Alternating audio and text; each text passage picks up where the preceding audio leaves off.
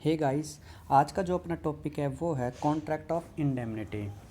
तो अपना जो ये टॉपिक है वो कॉन्ट्रैक्ट एक्ट 1872 से है।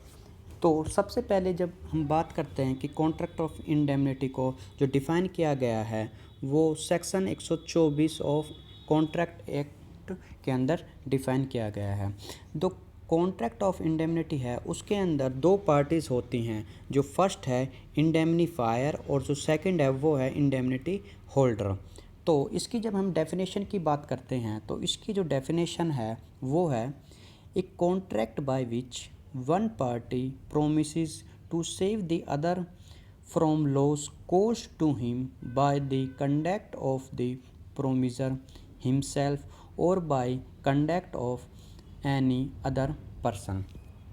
इसका अर्थ हुआ कि एक व्यक्ति प्रॉमिस कर रहा है दूसरे व्यक्ति को कि अगर उसके कंडक्ट की वजह से या किसी थर्ड पर्सन के कंडक्ट की वजह से उस व्यक्ति को लॉस होता है तो उसकी भरपाई वह स्वयं करेगा।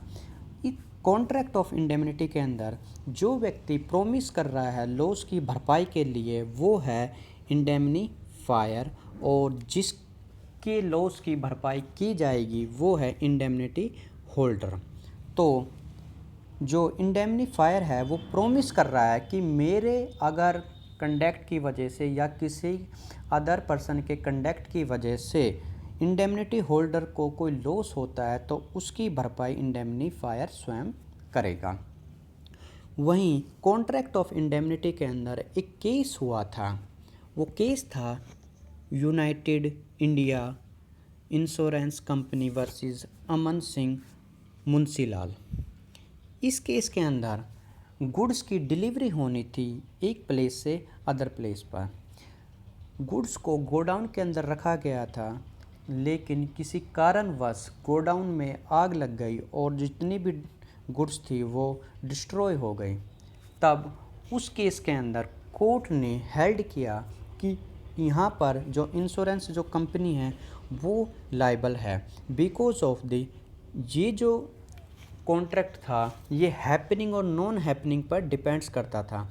और हैपनिंग और नॉन हैपनिंग जो टाइप के जो कॉन्ट्रैक्ट होते हैं वो इंडियन कॉन्ट्रैक्ट एक्ट के अंदर कंटीजेंट कॉन्ट्रैक्ट बोले जाते हैं।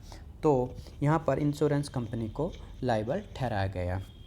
वहीं जब मैं बात करता हूँ कि section 125 section 125 of Indian contract act क्या कहता है तो वो बताता है rights of the indemnity holder कि इंडेमनिटी होल्डर के कौन कौन से राइट्स है कि वो अपने लॉस को क्लेम कर सकता है इंडेमनीफायर से। तो जो उसका जो फर्स्ट राइट है वो है ऑल डैमेजेस, सेकंड है ऑल कॉस्ट और जो थर्ड है वो है ऑल सम्स। तो जो उसका जो फर्स्ट जो राइट्स है वो है ऑल डैमेजेस। इसका अर्थ हुआ कि अगर इंडेमनिटी होल्डर को जो भी लॉस हुआ है वो उसकी डिमांड कर सकता है इंडेमनीफायर से। वहीं अगर बात की जाती है सेकंड की कि ऑल कोस्ट का अर्थ हुआ कि जो इंडेमनिटी होल्डर को किसी भी टाइप का जैसे लॉस हुआ चाहे वो मेंटली हो कि उसको लॉस होने की वजह से उसे मेंटली डिस्टर्ब हुआ तो वो उसकी भी डिमांड कर सकता है कंपनसेशन के रूप में फ्रॉम द इंडेमनीफायर। वहीं जब मैं थर्ड पॉइंट की बात करता हूँ कि ऑल दी सम्स, इसका अर्थ ये हुआ कि जो इंडेमनीफायर और इंडेमनिटी होल्डर के बीच में जो भी कॉम्प्रोमाइज़ हुआ है कि एक पर्टिकुलर अमाउंट तक पे किया जाएगा इंडेमनीफायर टू इंडेमनिटी होल्डर, तो इंडेमनिटी जो होल्डर है वो उसकी डिमांड कर सकता है। वहीं इस टॉपिक के अंदर एक रूल आता है कोर्ट इक्विटी रूल।